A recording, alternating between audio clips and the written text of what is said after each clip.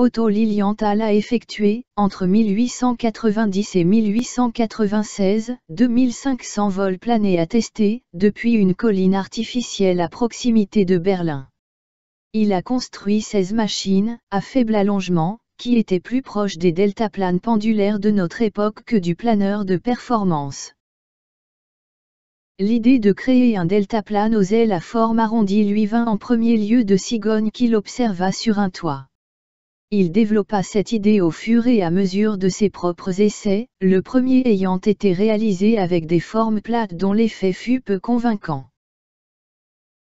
La voilure des planeurs était réalisée à partir d'une structure en bois de saule entoilée de coton. La surface portante variait de 10 à 20 mètres carrés. En se lançant du haut d'une colline haute d'environ 20 mètres, il pouvait planer jusqu'à 300 mètres dans les meilleures conditions.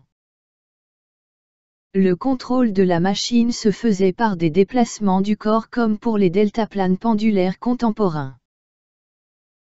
Sous l'effet d'une rafale, il fit une chute fatale le 9 août 1896. Avant de mourir, il déclara « Des sacrifices doivent être faits.